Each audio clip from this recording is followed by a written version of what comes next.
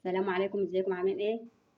يا رب تكونوا بخير. النهارده هنفرز مع بعض البسله والجزر. هنبدا بالبسله. ده كيلو ونص بسله او اي كميه عندك. طبعا انا ما بغسلهاش، انا فصصتها وما بغسلهاش. بنشفها بفوطه. بنشفها بفوطه نظيفه زي كده، فوطه مطبخ نظيفه. بحطها على الفوطه وانشفها كده عشان الميه بتعمل لها كتل، تخلي فيها تلج كتير. طبعا حابه تنشفيها زي ما انا نشفتها كده، طبعا من ايد اي حد بيمسكها كده، ومن السوق والتراب. تنشفيها زي كده وتفرزيها وتحطيها في اكياس. حابه تحطي معاها جزر، حابه تحطيها لوحديها زي ما انا في كيس، تحطي كميه على قد ما تطبخي زي ما انا عاملاها.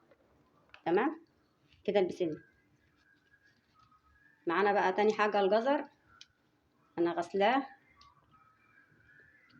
غسلاه ومقشراه. ممكن تنضفيه بالمبشره،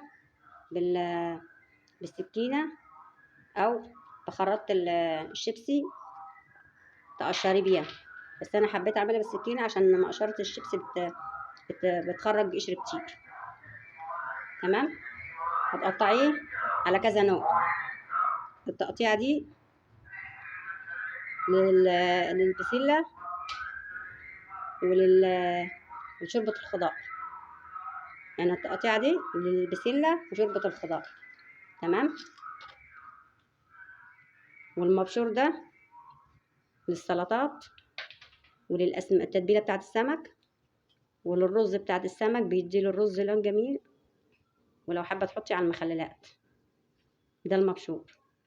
تمام. معايا تالت تقطيعه. ده مسلوق، ده مقطعاه شرايح ومسلوق.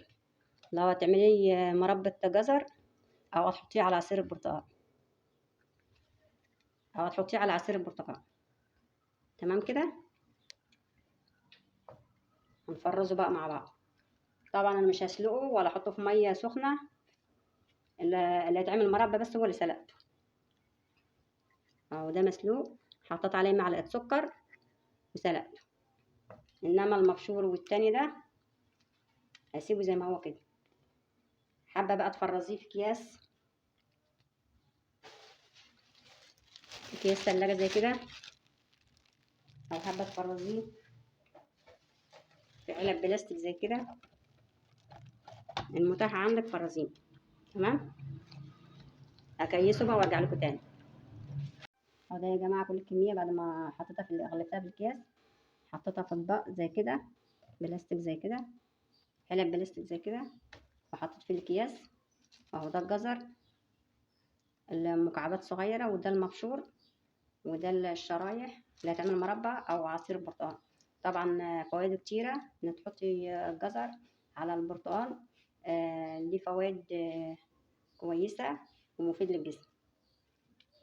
تمام. طبعا الجزر مش غالي ولا حاجه، ده الكيلو ب5 جنيه. هتجيبي كيلو هتعملي منه كل الاشكالات دي. والبسله برضو كيلو 15 جنيه، مش غاليه. تفرزي افضل حاجه ان انت تفرزي الحاجه في اوانها. تمام. عشان لما تيجي تحتاجيها تبقى موجوده عندك. طبعا الجزر بنحتاجه كتير للمخللات وللاكله وتتبيله السمك. في الصيف بيبقى الجزرية بتبقى لونها أصفر كده وناشفة وشيخة، ومبقاش مسكر لأنه مش في أوان. طبعا أوانه بقى في الشتاء وموسمه، جيبيه وفرزيه. لو عجبك بقى الفيديو ما تنساش اللايك والاشتراك.